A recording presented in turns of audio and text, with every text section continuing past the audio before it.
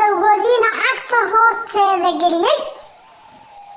waxay taas sabab uga dhigeen maadaama oo doorashadii deegaanka dib loo dhigay oo uu aabihii ku fashilmay inuu Axmed Shide ka dhigo madaxweynaha deegaanka Soomaalida. Axmed Shide ayaa horay dad badan oo siyaasiyiin ka soo jeeda deegaanka Soomaalida ah ugu sheegay inuu aabihii u ballan qaaday inuu ka dhigi doono madaxweynaha deegaanka Soomaalida, taasoo muddo badan ku dhacaysay dhagaha gulwadayaasha Mustafe Cagjar oo ilaa heer quus gaarsiisay iyo inay hadliba waayaan islamarkaana ay iman waayaan fagaarayaasha fadhi ku dirirka ee siyaasadaha lagaga doodo.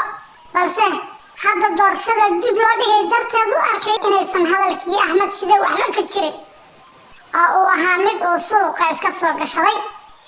guusha keliya ee uu Mustafe Cagjar gaadhay ayuu sheegay inay tahay in ugu yaraan 5 jeer oo uu aabihii isku dayay inuu xilka ka qaado uu ku dhici waayey. wuxuuna Mustafe tirahay in isaga iyo aabihiiba ay ku wada xidhan yihiin axmaaro oo aabihii keliya uusan waxba ahayn waxbana ka qaadi karin. dhanka kale wuxuu Mustafe ku guulaystay inuu doorashada ka reebo gabadhii uu rabay aabihii inay xildhibaan heer federaal ah noqoto waa Filsane iyo Jamaal Bakar oo marar badan damcay aabihii inuu ku bedelo Mustafe Cagjar kana dhigo madaxweynaha deegaanka Soomaalida. marka maadaama aan aabihii siyaasad ahaan iyo cudud ahaanba kaga adkaanay isaga iyo dadkiisii waxa keliya ee uu nagu waxyeeleeyey waa doorashada uu dib nooga dhigay. arrintaasna waxa aad uga xumaatay xulfadaydii aan sida gaarka iyo garabka ugu xidhnaa ee axmaaro oo aysan abeen ku jirin. Mustafe Cagjar ayaa hadalkaas laga soo wariyey.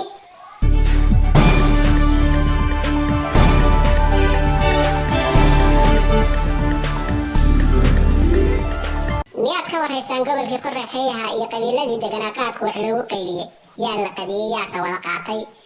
gobolkii Qoraxey 2 nin ayaa kala qaatay oo siday doonaan ka yeelay sadbursina sinaan uga dhigay. waa Cabdi Hurre iyo Faatax Dhagoole oo uu midna 7 degmo tunka u ritay midna 3 degmo u sila u dilay. midka hore waa Cabdi Hurre oo la sheegay inuu ka soo jeedo beesha reer Warfaa gaar ahaan Bahamagan isla markaana meesha ka saaray beeshii reer la oran jiray Hormuudka oo ahayd beelweynta ilma magan ama reer Warfaa. waxaana maanta la baday inay taago wasiir ku-xigeen xun oo in Cagjar kabaqaad u ah ku qancaan oo aysan deegaanka wax matalaada oo muuqda aysan ku lahayn. dhanka kale waxaa iyagana meesha aan waxba ku haynin beelweynta reer Qaybsaday oo qaab bahdilaad oo la dhaqmay wiilka tadaamulka ah ee in Cagjar candawadaagta yihiin isagoo halkii xil ay gudoomiyaha gobolka Qoraxey oo ay muddo 3 sano hayeen ka qaaday islamarkaana u dhiibay wiil yar oo maamulkii hore Cabdi Hurre ka mid ahaa islamarkaana ka soo jeeda beesha reer Daal oo ah mid uu isagu wuxuu yeeriyo balse aan la oran karin saami qabiil ayuu ku joogaa. beelihii kale tirada badnaa ee ku dhaqnaa 7 degmo ee gobolka Qoraxey kana mid ahaa beelweynta reer Cabdille waxay hayaan ma jirto. qabiil walba meel cidlaa ayuu taagan yahay oo dhawaaqaya wayna wada cabanayaan dhammaantood. wax u jawaabaya ama ka hoos qaadayna ma jiro. midka labaad ee shacabka 3 degmo ee Qoraxey ku dhaqan sidii cadaalad darrada ula dhaqmay ee weliba xabadda ka dhex riday beesha uu ka soo jeeday waa Faatax Dhagoole oo isagu wuxuu hagaajiyey iska badaaye ka shaqeeyay inay xabad ka dhex dhacdo beeshii bahgari dhexdeedii islamarkaana toddobaadkii ugu dambeeyey dhowr ruux ay ku dhimatay dagaalka uu isagu ka dambeeyey isagoo u hiilinaya jilibkiisa reer xamar ee uu isagu ka soo jeeday islamarkaana u gaday dabamiinshaaro iyo BKM sida la sheegayo sanadkii ugu dambeeyey.